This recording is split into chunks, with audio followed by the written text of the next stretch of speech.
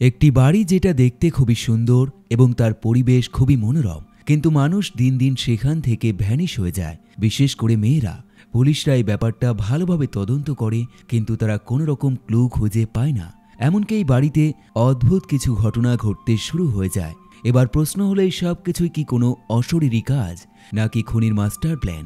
আর এই সব কিছুই দেখবেন আজকের এই ভিডিওতে। হাই, দিস ইজ নবীন and you are watching best of Hollywood. আর আজকের movie the hidden face. Adriana Salamanca একজন অল্প বয়সী অর্কেস্ট্রা কন্ডাক্টর।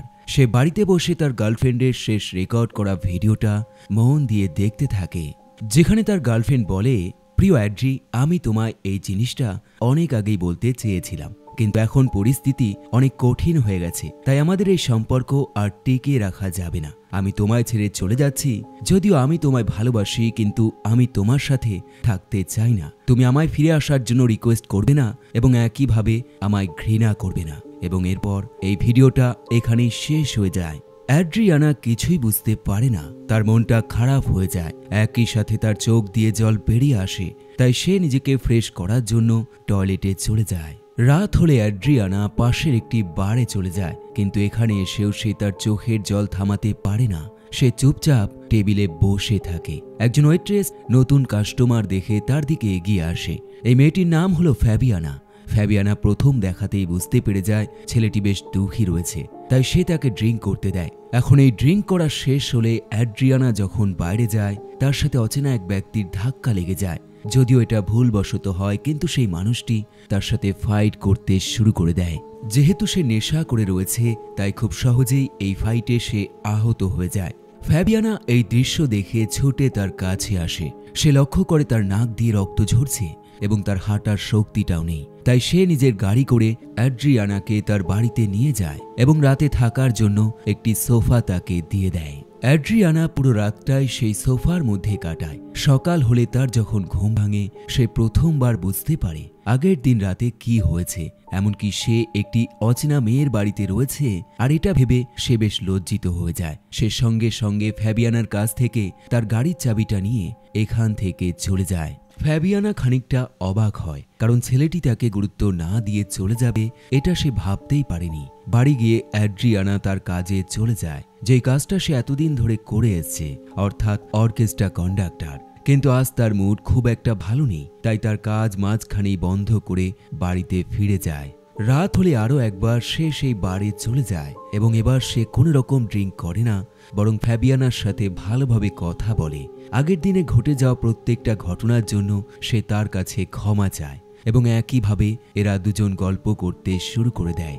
একটা সময় অ্যাড্রিয়ানা ফ্যাবিয়ানাকে নিয়ে তার সেই অর্কেস্ট্রা রুমে চলে যায় এবং সে কি যন্ত্র প্লে করতে পারে, একইভাবে সে এখানে কেমনভাবে কাজ করে, সেই সব কিছু তাকে বোঝাতে শুরু করে দেয়। ফ্যাবিয়ানা জানতে পারে অ্যাড্রিয়ানার কোনো রকম গার্লফ্রেন্ড নেই এবং সে এখনো সিঙ্গেল, তাই তার ইন্টারেস্ট তার প্রতি অনেকটাই বেড়ে যায় এবং এখান থেকে এদের একটি নতুন সম্পর্ক শুরু হয়ে যায়। একদিন অ্যাড্রিয়ানা ফ্যাবিয়ানাকে তার বাড়িতে নিয়ে যায়, আর এই বাড়িটা একটু অদ্ভুত টাইপের। চারপাশে পাহাড়ে ঘেরা এবং মাঝখানে একটু সমতল ভূমির ওপর এই বাড়িটি তৈরি। একইভাবে বাড়িটি পাথর দিয়ে তৈরি এবং আশেপাশে কোনো জনবসতি নেই। এমনকি একটি রাস্তা দূরে পাহাড়ের ঢাল বেয়ে চলে গেছে এবং সেটা শহরের সাথে মিশেছে। এক কথায় বলতে গেলে এই ধরনের বাড়িতে বসবাস করলে দিনে যতটা সুন্দর লাগবে, রাতে ততটাই ভয় লাগবে। এখন এরা দুজন রাত হতেই তাদের রোমান্টিক মুহূর্ত শুরু করে দেয় এবং সকাল হলে ফ্যাবিয়ানা যখন নিজেকে ফ্রেশ করার জন্য টয়লেটে যায়, সে বেসিনের মধ্যে থেকে অদ্ভুত আওয়াজ শুনতে পায়। আওয়াজটা ভালোভাবে শোনার জন্য সে বেসিনের একদম কাছে চলে যায়, কিন্তু সেটা সে স্পষ্টভাবে শুনতে পায় না। তাই সে ইগনোর করে সেখান থেকে চলে আসে, কিন্তু সে এটা জানে না তার সাথে কি হতে চলেছে। সে বাড়িটা ঘুরে দেখে, এই বাড়িতে একটি কুকুর রয়েছে এবং এই কুকুরটাও এই বাড়ির মতোই অদ্ভুত এবং সে বেশিরভাগ সময়টাই চুপচাপ এই আয়নার দিকে তাকিয়ে থাকে। আর এই সব কিছুই ফ্যাবিয়ানার মনে এক নতুন রকম কৌতূহল সৃষ্টি করে। এক সকালে সে অ্যাড্রিয়ানাকে জিজ্ঞাসা করে, তুমি কেন এরকম নির্জন জায়গায় বসবাস করো? তুমি তো চাইলে শহরে গিয়েও থাকতে পারো। অ্যাড্রিয়ানা এক কথায় উত্তর দেয়, সে এরকম পরিবেশে যে কোনো কাজ মন দিয়ে করতে পারে, আর এটাই কারণ সে এখানে থাকে। ফ্যাবিয়ানা ডিসাইড করে সে আজ সকালেই বাড়িতে ফিরে যাবে, কারণ অনেক দিন ধরে এখানে সে রয়েছে। অ্যাড্রিয়ানা এতে রাজি হয় না। সে তাকে আজ রাতটাও থেকে যেতে বলে এবং কথা দেয় সে কাল সকালে বাড়িতে পৌঁছে দেবে। বেশ কিছু সময় পর এই নির্জন বাড়িতে দুজন ডিটেকটিভ অফিসার চলে আসে। আসলে এরা অ্যাড্রিয়ানার গার্লফ্রেন্ডকে খোঁজার কাজ করছে, কারণ তার গায়েব হয়ে যাওয়াটা একদম রহস্যজনক। শুধুমাত্র একটি ভিডিও ক্লিপ ছাড়া অ্যাড্রিয়ানা কিছুই পায়নি, তাই সে এই ব্যাপারটা ভালোভাবে জানতে চায়। একইভাবে এই ডিটেকটিভ অফিসার আসার কারণে ফ্যাবিয়ানা প্রথমবার জানতে পারে অ্যাড্রিয়ানার একটি গার্লফ্রেন্ড ছিল, কিন্তু সে তাকে মিথ্যে বলেছে। এখন এই ডিটেকটিভ অফিসার এই পুরো বাড়িটা তদন্ত করতে শুরু করে দেয়, এমনকি তারা সামনের খোলা মাঠের মধ্যেও খুঁজতে শুরু করে দেয়। আর এই সব কিছুই অ্যাড্রিয়ানার বেকার মনে হয়, কারণ তার মতে তার গার্লফ্রেন্ড অন্য কোনো ছেলের সাথে পালিয়ে গেছে। কিন্তু এই অফিসাররা তার বাড়িতেই খোঁজাখুঁজি করছে, এমনকি তারা মনে করছে হয়তো সে তাকে মাটিতে পুঁতে ফেলেছে। কিন্তু কোনটা সত্যি নাকি এর পিছনে আরো বড় রহস্য রয়েছে, সেটাই আমরা দেখব। ফ্যাবিয়ানা তাকে জিজ্ঞাসা করে, তুমি তো তোমার গার্লফ্রেন্ডকে কল করতে পারতে, তার সাথে কন্ট্যাক্ট করতে পারতে। অ্যাড্রিয়ানা জানায় সে সব রকম চেষ্টা করেছে, কিন্তু কোনোটাতেই কাজ হয়নি। রাত হলে অ্যাড্রিয়ানা একটি সুন্দর মিউজিক প্লে করে শুধুমাত্র ফ্যাবিয়ানাকে শোনানোর জন্য। এদিকে ফ্যাবিয়ানা বাথটাবে শুয়ে এই মিউজিক এক মনে শুনতে থাকে, কিন্তু হঠাৎই বাথটাবে থাকা জলে এক অদ্ভুত ধরনের কম্পন সৃষ্টি হয়। সে বেশ ভয় পেয়ে যায়। সে সঙ্গে সঙ্গে উপরে উঠে আসে। সে এই ব্যাপারটা অ্যাড্রিয়ানাকেও জানায়। অ্যাড্রিয়ানা তাকে বোঝায় বাইরে বৃষ্টি হচ্ছে এবং বজ্র বিদ্যুতের জোরে জোরে আওয়াজ হচ্ছে, তাই হয়তো সেই কারণেই এই কম্পন সৃষ্টি হয়েছে। ফ্যাবিয়ানা এটাকেই সত্যি মনে করে নিজেকে শান্ত করে। পরের দিন ফ্যাবিয়ানা যখন সেই বারে আরো একবার ওয়েট্রেসের কাজ করতে থাকে, ঠিক তখনই দুজন ডিটেকটিভের একজন তার সাথে দেখা করতে আসে। সে তাকে বলে, তুমি এটা ভেবে দেখেছ অ্যাড্রিয়ানার গার্লফ্রেন্ড ভ্যানিশ হওয়ার পর থেকেই সে তোমার সাথে একটি নতুন সম্পর্ক তৈরি করেছে, তাই তোমায় একটু সতর্কভাবে থাকা উচিত। ফ্যাবিয়ানা তার কথায় গুরুত্ব দেয় না, বরং সে উল্টো তাকে বলে, তুমি নিশ্চয়ই আমাদের সম্পর্ক দেখে জেলাস ফিল করছো, না হলে তুমি এটা কখনোই বলতে না। আসলে অতীতে ফ্যাবিয়ানা এবং এই ডিটেকটিভ অফিসার রিলেশনশিপে ছিল, কিন্তু বর্তমানে তাদের ব্রেকআপ হয়ে গেছে। যাই হোক, ডিটেকটিভ অফিসারের কাছে ফ্যাবিয়ানা কি মনে করলো তাতে কিছু যায় আসে না, কারণ সে তার কর্তব্য পালন করছে। পরের দিন অ্যাড্রিয়ানা ফ্যাবিয়ানাকে আরও একবার তার সেই কনসার্টে নিয়ে যায়, আর এবার তার সাথে পরিচয় করায় তার এই কনসার্টের ম্যানেজার টিটোর সাথে। রাত হলে এরা দুজন আবারও তাদের সেই নির্জন বাড়িতে ফিরে যায় এবং ফ্যাবিয়ানা যখন স্নান করতে থাকে, ঠিক তখনই আরও একটি অদ্ভুত ঘটনা ঘটে। আর এই ঘটনাটা আগের দুটো ঘটনার চাইতে ভিন্ন থাকে। সে যখন স্নান করতে থাকে, হঠাৎই শাওয়ার দিয়ে অটোমেটিকভাবে গরম জল বেরোতে শুরু হয়ে যায়, আর এই গরম জলের পরিমাণ অনেকটাই বেশি থাকে, যার কারণে তার চামড়া পুড়ে যায়। ফ্যাবিয়ানার এবার মনে হতে শুরু হয় যে এই বাড়িতে নিশ্চয়ই কোনো অশরীরী রয়েছে, নয়তো এরকম অদ্ভুত ঘটনা বারবার কেন ঘটবে। কিন্তু তেমনই যদি হয়, তাহলে পুরো বাড়িতে তার সাথে এরকম অদ্ভুত ঘটনা কেন ঘটছে না? শুধুমাত্র এই বাথরুমে এবং টয়লেটে আসলেই তার সাথে এমন ঘটনা ঘটছে। তার মনটা বেশ কনফিউজড হয়ে যায়। পরের দিন সকাল হলে ফ্যাবিয়ানা ঘরের এক পাশে একটি চাবি খুঁজে পায়, আর এই চাবির সাথে একটি চেন লাগানো থাকে, যার কারণে তার এটা লকেট মনে হয়, আর এটা সে গলায় পরে নেয়। বিকেল হলে আরও একবার সেই বাথরুমের বেসিন থেকে অদ্ভুত আওয়াজ বেরিয়ে আসে, আর এবার ফ্যাবিয়ানা অ্যাড্রিয়ানাকে এই জিনিসটা দেখায়, কিন্তু সেও কোনো রকম সমাধান করতে পারে না। তার মতে বাড়ির পিছনে অনেক বড় বড় গাছ রয়েছে এবং সেখান থেকে হাওয়া আসার কারণে এরকম আওয়াজ হচ্ছে। এখন এইসবের মধ্যে অ্যাড্রিয়ানার ফোনে ডিটেকটিভ অফিসারের কল আসে এবং সে জানায় সে ইতিমধ্যে একটি মৃতদেহ খুঁজে পেয়েছে, যেটা আগুনে পুড়ে মরে গেছে, যার কারণে তারা আইডেন্টিফাই করতে পারছে না এই বডিটা আসলে কার। তাদের মতে এটা নিশ্চয়ই তার গার্লফ্রেন্ড ভ্যালেনের, তাই তাকে এখনই সেখানে আসতে বলে এবং এটা আইডেন্টিফাই করতে বলে। এখন এই খবর যখন ফ্যাবিয়ানা জানতে পারে, তার মনে দুঃখের চাইতে আনন্দটা একটু বেশি থাকে। যাই হোক, অ্যাড্রিয়ানা সেই লোকেশনে পৌঁছে যায় এবং সে প্রথম দেখাতেই ডিটেকটিভ অফিসারকে জানিয়ে দেয় এটা তার গার্লফ্রেন্ড নয়। অ্যাড্রিয়ানা তার বাড়িতে ফিরে আসে এবং সে প্রথমেই ফ্যাবিয়ানাকে জড়িয়ে ধরে, কিন্তু ফ্যাবিয়ানার মনে অন্য কিছুই চলতে থাকে। সে যখন আয়নার দিকে তাকায়, এক ভয়ানক রূপ ঠিক আয়নার বিপরীতে চিৎকার করে ওঠে, যেন দেখে মনে হয় কোনো অশরীরী তাকে মেরে ফেলার জন্য অপেক্ষা করছে। কিন্তু অদ্ভুত ব্যাপার, যেই অ্যাড্রিয়ানা সামান্য আওয়াজে ভয় পাচ্ছিল, সে এইসব দেখে কোনো রকম ভয় পায় না, এমনকি তার কনফিডেন্ট আগের চাইতে অনেক বেশি থাকে। কিন্তু কেন? একইভাবে এই আয়নার পিছনে ভয়ানক রূপটি আসলে কে? মুভিটি এখান থেকে ফ্ল্যাশব্যাকে চলে যায়। আমাদেরকে দেখানো হয় অ্যাড্রিয়ানা এবং তার গার্লফ্রেন্ড ব্যালেনকে। আর এটা এমন একটা সময় যখন অ্যাড্রিয়ানা কোনো কাজ করে না। সে সবেমাত্র অর্কেস্ট্রা একাডেমিতে জয়েন হওয়ার জন্য অ্যাপ্লাই করেছে। তাই ব্যালেন প্রতিটা কাজে অ্যাড্রিয়ানাকে মোটিভেট করে এবং তাকে বোঝায় সে অবশ্যই কোনো একটি কাজ পেয়ে যাবে, তাই চিন্তা করার কোনো কারণ নেই। এবং তার এই কথা সত্যি হয়ে যায়। একদিন অর্কেস্ট্রা গ্রুপ থেকে একটি ইনভিটেশন তার কাছে চলে আসে এবং জানানো হয় 1 বছরের জন্য তাকে শহরে থেকে এই জিনিস শিখতে হবে। এখন এই খবর সে ব্যালেনকেও জানিয়ে দেয়। ব্যালেন খুব খুশি হয়ে যায়, কিন্তু যখন সে জানতে পারে তার বয়ফ্রেন্ড 1 বছরের জন্য তাকে ছেড়ে চলে যাবে, তখন তার মনটা খুব খারাপ হয়ে যায়। সে রিকোয়েস্ট করে সেও তার সাথে যাবে এবং অ্যাড্রিয়ানা এতে না করে না, বরং রাজি হয়ে যায়। ব্যালেনের একটি সমস্যা রয়েছে, আর সেটা হলো সে খুব বেশি চিন্তা করে। অর্থাৎ এক কথায় বলতে গেলে সে একজন ওভার থিঙ্কার। সে সব সময় ভাবনা চিন্তা করে যে তাদের এই সম্পর্কটা হয়তো খুব বেশি দিন টিকবে না। তার সন্দেহ হয় তার বয়ফ্রেন্ড নিশ্চয়ই অন্য কোনো মেয়ের সাথে নতুন সম্পর্ক তৈরি করেছে, কারণ সে দেখতে সুন্দর এবং তার কথা বলা স্টাইল এবং পার্সোনালিটি সবকিছুই সুন্দর। যাই হোক, এরপর এরা দুজন এই শহর ছেড়ে অন্য শহরে শিফট হয়ে যায় এবং সেখানে গিয়ে ব্যালেন প্রথমবার দেখতে পায় তার বয়ফ্রেন্ড কতটা ট্যালেন্টেড এবং তার ইশারায় একাধিক ভায়োলিনিস্ট খুব সুন্দরভাবে ভায়োলিন বাজাচ্ছে। এখন এই কনসার্ট শেষ হলে অ্যাড্রিয়ানা ব্যালেনকে একজন মেয়ে ভায়োলিনিস্টের সাথে পরিচয় করায়, আর এই মেয়েটির নাম হলো ভেরোনিকা। এরপর তারা এই শহরে থাকার জন্য একটি বাড়ি ভাড়া নিয়ে নেয়। কিন্তু সমস্যা হলো বাড়িটা শহর থেকে অনেকটাই দূরে এবং চারিপাশে পাহাড় দিয়ে ঘেরা এবং পরিবেশটা একদম নির্জন। এই বাড়িতে একজন মহিলা বসবাস করে যার নাম এমা। এমা ব্যালেনকে বাড়ির প্রতিটা জিনিস ভালোভাবে বুঝিয়ে দেয়।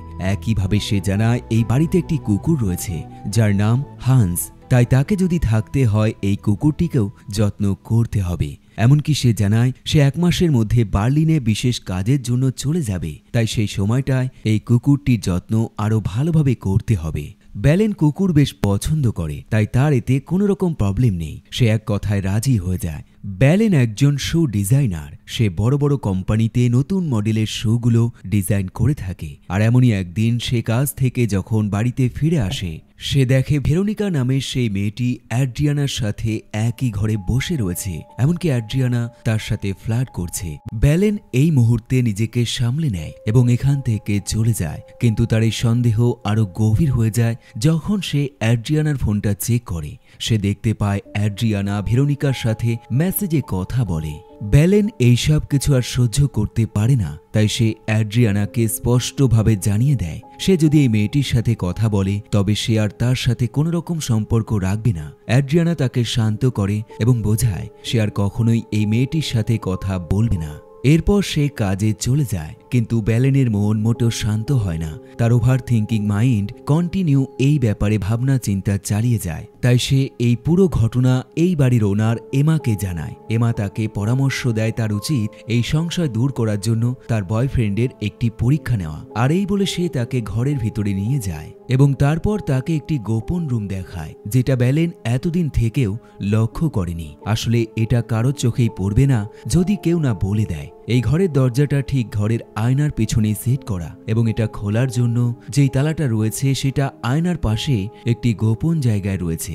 বাইরে থেকে কখনোই বোঝা যাবে না এটা একটি দরজা এবং এর পেছনে একটি ঘর রয়েছে। আসলে ঘরটি বানানোর কারণ এই মহিলার যে স্বামী সে একজন হাই র্যাঙ্কের জার্মান সোলজার এবং যেই সময় ঘরটা বানানো হয়েছিল সেই সময় বিশ্বযুদ্ধ চলছিল। তাই হাই র্যাঙ্কের জার্মান সোলজারদের বিপদ এবং তাদের উপর অ্যাটাক হওয়ার সম্ভাবনা অনেক বেশি ছিল। তাই নিজের সুরক্ষার জন্য সে এমন একটি ঘর তৈরি করেছে। এই ঘরের মধ্যে সবকিছু রয়েছে, যেমন একটি বিছানা রয়েছে, জলের কল রয়েছে। একইভাবে মজার ব্যাপার হলো এই ঘর থেকে বাইরের সবকিছু দেখা যায়, কিন্তু বাইরে থেকে ভিতরের একটা জিনিসও দেখা যায় না। একইভাবে এখানে একটি স্পিকার লাগানো রয়েছে যার সাহায্যে বাইরের কথাবার্তা খুব সহজেই শোনা যায়, কিন্তু এই ঘরের কথাবার্তা বাইরের মানুষ একটুও শুনতে পাবে না। এখন এই মহিলা ব্যালেনকে পরামর্শ দেয় তুমি বেশ কয়েকদিন বা বেশ কিছু সময় এই ঘরের মধ্যে লুকিয়ে থাকো এবং পরীক্ষা করো তুমি না থাকলে তোমার বয়ফ্রেন্ড কি করে। সে কি তোমায় মিস করে নাকি আনন্দে থাকে সবকিছুই তুমি বুঝতে পারবে। ব্যালেনের এই আইডিয়াটা বেশ ভালো লাগে এবং এরপর মহিলা বার্লিনের উদ্দেশ্যে যাত্রা শুরু করে দেয়। এখন ব্যালেন সবার প্রথমে একটি ভিডিও শুট করে এবং সেখানে সে এটাই বলে সে এই সম্পর্ক আর টিকিয়ে রাখতে চায় না, তাই সে এখান থেকে চলে যাচ্ছে। আর এটাই সেই ভিডিওটা যেটা আমরা মুভির শুরুতে দেখেছিলাম। এরপর সে সব জামা কাপড় গুছিয়ে একটি ব্যাগের মধ্যে ভরে ফেলে, ঠিক তেমন ভাবে যেমনটা কেউ ঘুরতে যাবার জন্য করে থাকে। এরপর সে সেই ব্যাগগুলো সেই ঘরের মধ্যে ঢুকিয়ে ফেলে। এমনকি এই জিনিসটাকে আরো রিয়েলিস্টিক করার জন্য সে একটি কাগজে ছোট্ট করে একটি লেখা লিখে সেটা সেই ক্যামেরার মধ্যে আটকে দেয় এবং তারপর সোজা সেই ঘরের মধ্যে ঢুকে দরজাটা বন্ধ করে দেয়। এখন কিছু সময়ের মধ্যেই অ্যাড্রিয়ানা ঘরে প্রবেশ করে এবং সেই রেকর্ডটা প্লে করে। আর এই সব কিছু ব্যালেন ঘরের ভিতর থেকে দেখতে থাকে। এমনকি এই সব কিছু দেখে তার মুখে হাসি চলে আসে, কারণ সে নিজের চোখে দেখতে পায় তার বয়ফ্রেন্ড তাকে হারিয়ে কতটা চিন্তায় রয়েছে। অ্যাড্রিয়ানা ভিডিওটা দেখার পর পুরো ঘর ভালোভাবে তল্লাশি চালায় এবং তারপর আরও একবার ভিডিওটা প্লে করে এবং একটা সময় তার চোখ দিয়ে জল বেরিয়ে আসে। ব্যালেন যে কিনা এই সব কিছু দেখে হাসছিল, সে একটা সময় হাসা বন্ধ করে দেয়। সে বুঝতে পারে সে যেটা করছে মোটেও ঠিক নয়, তাই সে সঙ্গে সঙ্গে এই রুম থেকে বেরোনোর চেষ্টা করে। কিন্তু এখানে সে প্রথমবার অনুভব করে সে একটি বড় ভুল করে ফেলেছে, আর এই ভুলের কারণে তার মৃত্যু পর্যন্ত হতে পারে। আসলে রুমের দরজা খুলতে হলে চাবির দরকার, সেটা ভিতর থেকে হোক বা বাইরে থেকে। কিন্তু ব্যালেন সেই চাবিটা বাইরে রেখে এসছে, তাই এই দরজাটা আর খোলা যাবে না, এটা একদম নিশ্চিত। ব্যালেনের মুখের হাসি গায়েব হয়ে এক ভয়ানক আতঙ্কের ছাপ ফুটে ওঠে। সে দরজার সামনে চিৎকার করতে শুরু করে দেয়, কিন্তু হাজার চিৎকার করেও কোনো কাজ হয় না। আর এভাবে একটা দিন কেটে যায়। ব্যালেন লক্ষ্য করে অ্যাড্রিয়ানা তার চলে যাওয়াটাকে মেনে নিয়েছে এবং সে এখন ড্রিঙ্ক করতে শুরু করে দিয়েছে। ব্যালেন আবারও চিৎকার করে এবং বোঝানোর চেষ্টা করে সে কোথাও যায়নি এবং মরেও যায়নি, সে এখন এখানে বন্দী রয়েছে। কিন্তু বাইরে থেকে তার এই চিৎকার একটুও শোনা যায় না, যার ফলে কোনো কাজ হয় না। সে প্রতিটা জিনিসের ওপর আঘাত করতে শুরু করে দেয় এবং যখন সে নিচে থাকা একটি পাইপের মধ্যে আঘাত করে, সে লক্ষ্য করে সামনে থাকা বেসিনের জলে কম্পন সৃষ্টি হচ্ছে। তাই সে বারবার সেই পাইপের মধ্যে আঘাত করতে শুরু করে দেয়। কিন্তু সামান্য জলের কম্পনে একটা মানুষ কিভাবে বুঝবে যে সে এখানে বন্দী রয়েছে? তাই অ্যাড্রিয়ানাও এইসবে কোনো গুরুত্ব দেয় না এবং এখান থেকে চলে যায়।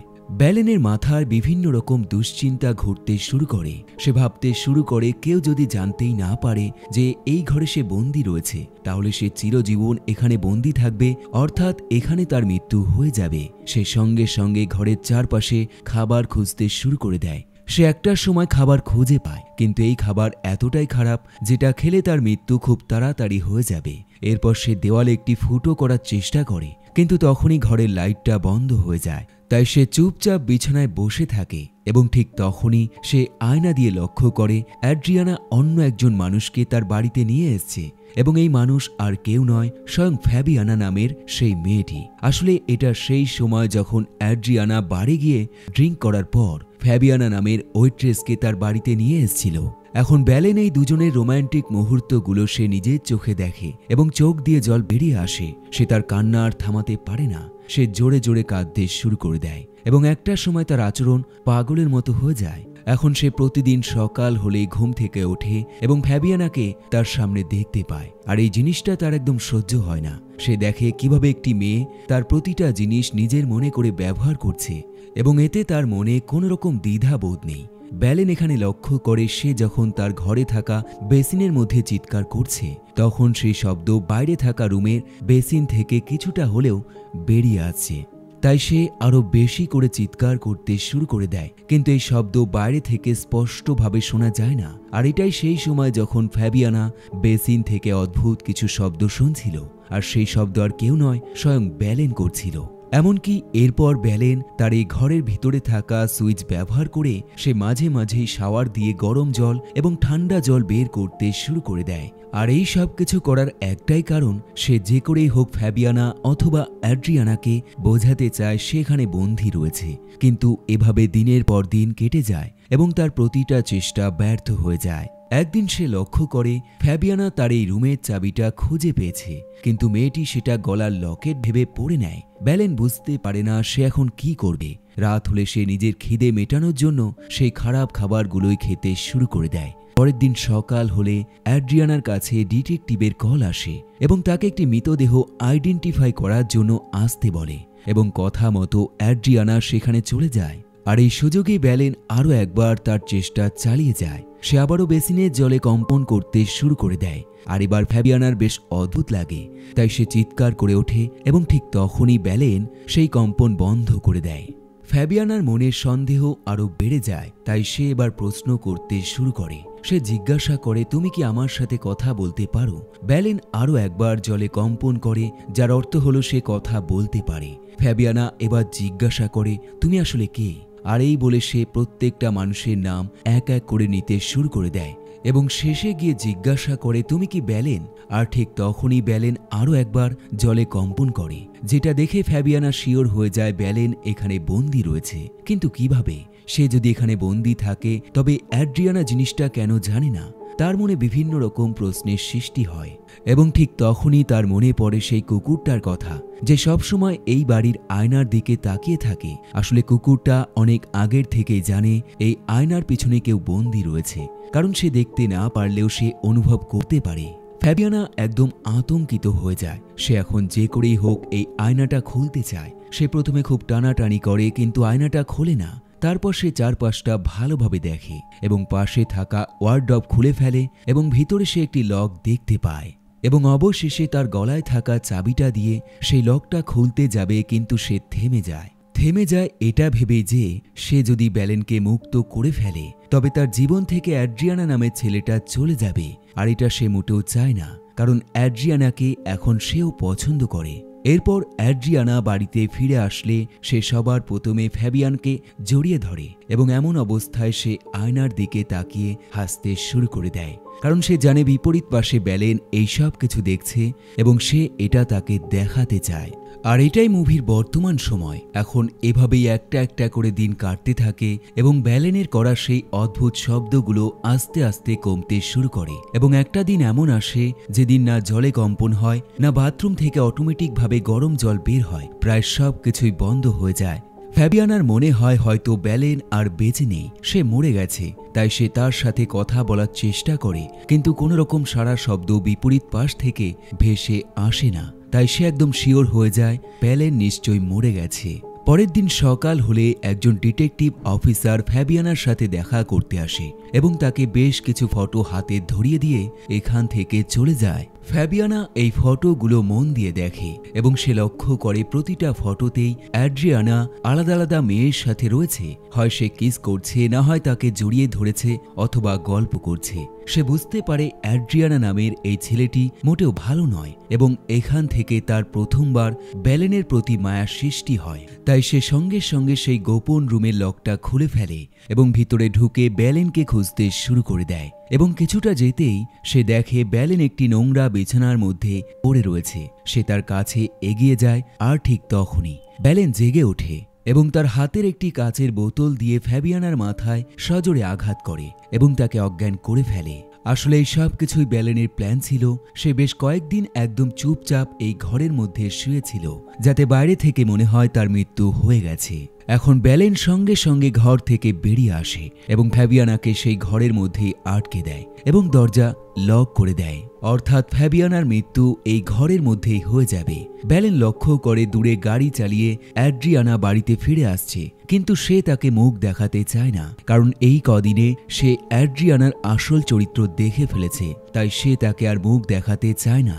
তাই সে এই গোপন রুমের চাবি টেবিলের ওপর রেখে দিয়ে বাড়ির বিপরীত পাশে দরজা দিয়ে এখান থেকে চলে যায় এবং সোজা বার্লিনে চলে যায়। এখানে আপনার মনে হবে ব্যালেন কেন অ্যাড্রিয়ানাকে এত সহজে ছেড়ে দিল, কিন্তু আসলে দেখতে গেলে সে অ্যাড্রিয়ানাকে আরও বিপদে ফেলেছে, কারণ ফ্যাবিয়ানাকে সেই ঘরের মধ্যে আটকে রাখার কারণে পুলিশ অফিসার ফ্যাবিয়ানাকে খুঁজতে শুরু করবে এবং তাকেও খুঁজে পাবে না, যার ফলে সব রকম দোষারোপ সোজা অ্যাড্রিয়ানার ওপর চলে যাবে এবং পুলিশের সন্দেহ আরও বেড়ে যাবে যখন সে দেখবে যে এই দুটো মেয়ে গায়েব হয়েছে, তারা দুজনেই অ্যাড্রিয়ানার সাথে সম্পর্ক তৈরি করেছিল, অর্থাৎ অ্যাড্রিয়ানার কপালে অনেক কষ্ট রয়েছে। আর এই মুভিটা এখানেই শেষ হয়ে যায়। বন্ধুরা, এই মুভির একটি বলিউডে রিমেক ভার্সন রয়েছে। আপনি যদি দেখে থাকেন তবে আপনার মনে হয়তো এতক্ষণে চলে এসছে, তাই অবশ্যই কমেন্ট করে জানান। আবার দেখা হবে নতুন একটি ভিডিওর সাথে, নতুন একটি গল্পের সাথে। দেখতে থাকুন বেস্ট অফ হলিউড।